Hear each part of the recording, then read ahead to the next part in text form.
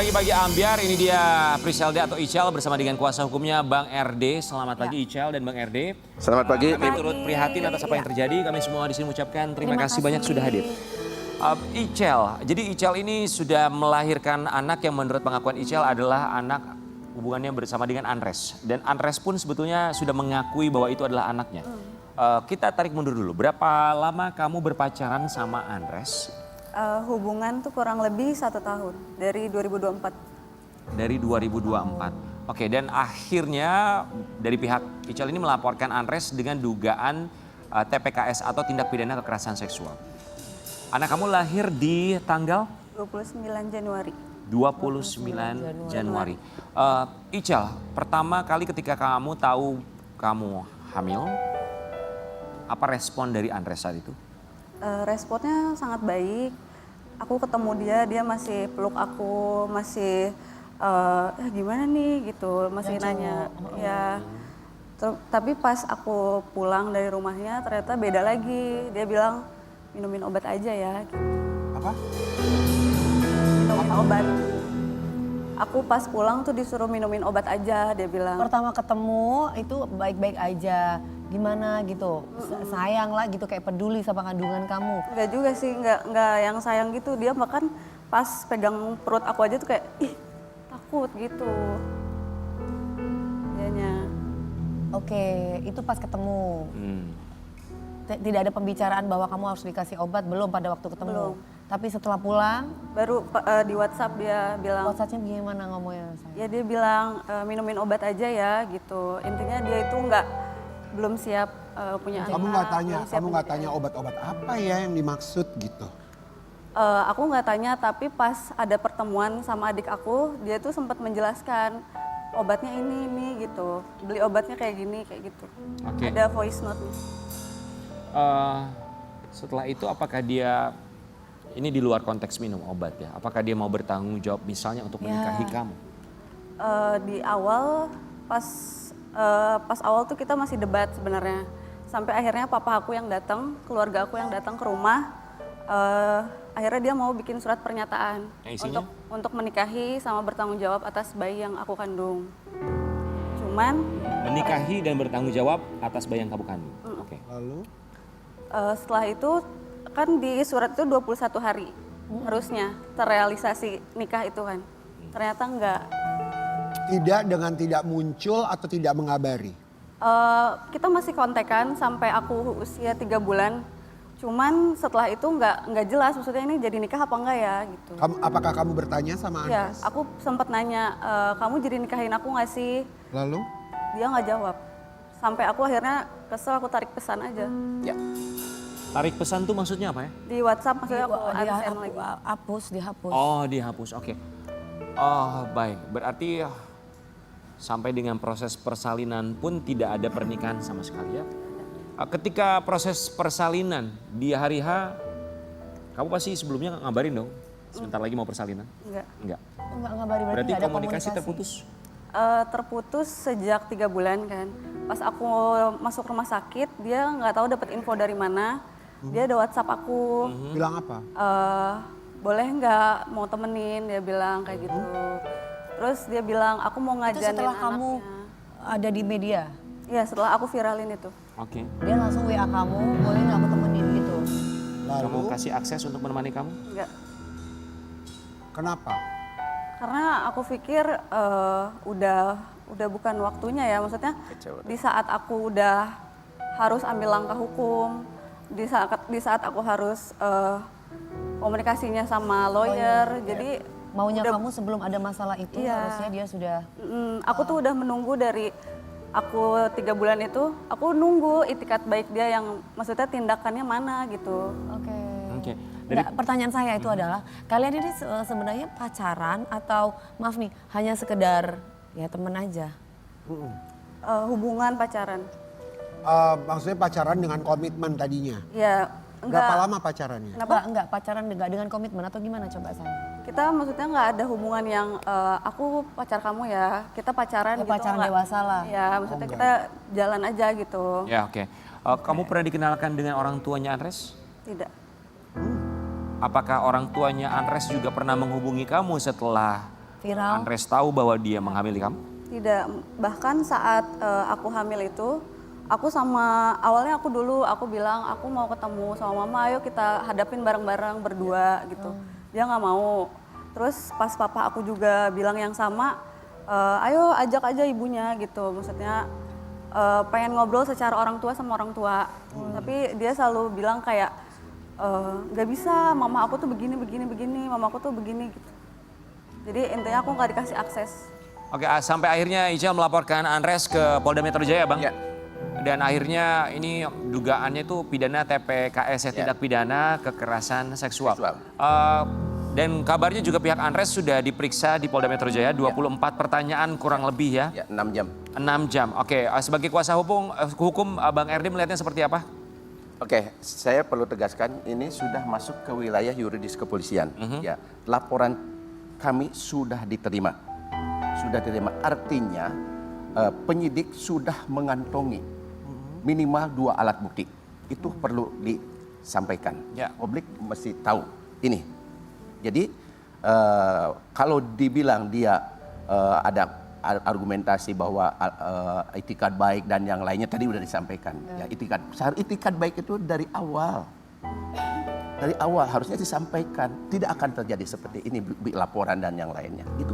Baik, ini disclaimer juga untuk Sobat Ambiar, ini menjadi pelajaran untuk kita semua bahwa ada konsekuensi dari Betul, apapun itu yang konsekuensi. dilakukan.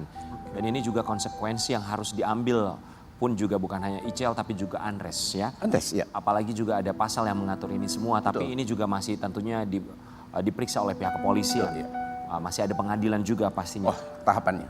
Tapi Cel, maksudnya yang kamu inginkan tuh sekarang apa? Apakah memang kamu mau terus ke jalur hukum? Tapi kalau misalnya Andres mau bertanggung jawab sepenuhnya, sekarang ini gimana?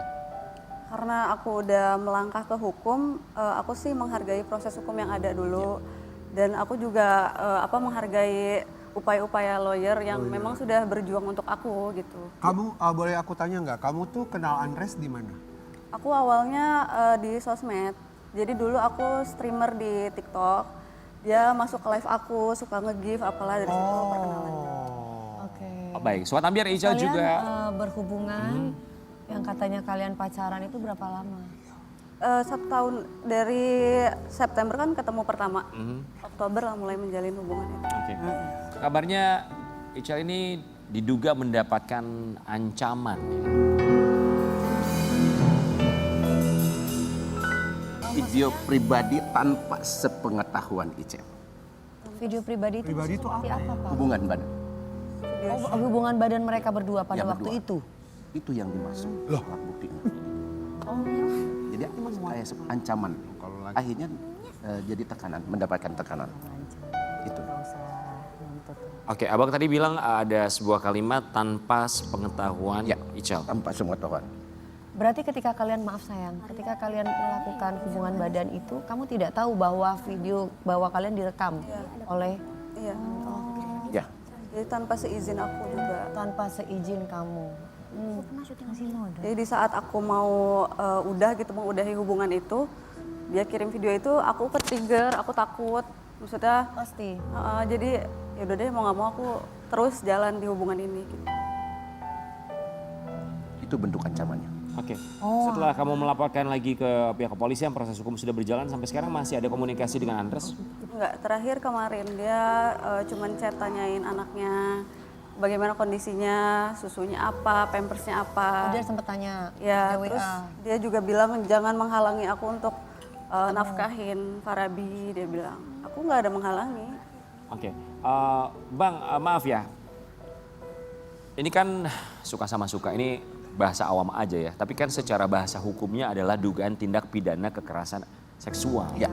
Kenapa bisa menjadi tindak pidana kekerasan seksual? Yang padahal dilakukan suka sama suka maksudnya. Oke, itu tidak sesederhana itu. Kami sudah melakukan laporan itu, makanya kami melakukan laporan ke Ya. Polda karena kami mengantongi beberapa alat bukti, Ya. yang minimalnya 2 alat bukti. Saya sampaikan tadi, video itu ada itikat buruk, bukan itikat jelek lagi, itikat buruk. Dari video itu justru sebagai alat ancaman. Icel bahkan Icel, biar jangan saya yang menyampaikan. ancamannya seperti apa nanti kan di video itu Enggak, akan dia disampaikan ke coba Nggak, dia kirim aja video Kirim, itu. ya. Terus aku langsung kayak, maksudnya apa nih gitu. Sebenarnya dia nggak ada yang bilang, aku kirim ini kamu jangan ini ya, jangan pergi dari aku gitu. Nggak ada, cuman akunya langsung ke trigger itu. Iya. Aku takut.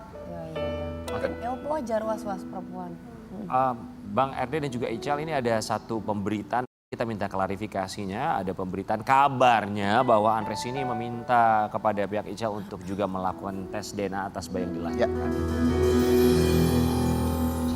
Permintaannya bukan cuma itu. Ditanggap, Permintaannya bukan cuma itu. bukan Artinya cuma itu apa permintaannya aja. nikahi. Bener nggak tanggapannya? Aku tuh waktu dari awal kan keluarga aku mintanya dinikahkan secara resmi. Kalau keluarga mintanya dinikahi secara resmi, bukan hanya dinafkahi ya, tanpa pernikahan maksudnya ya. Maksudnya kan emang dari awal mau menutupi aib.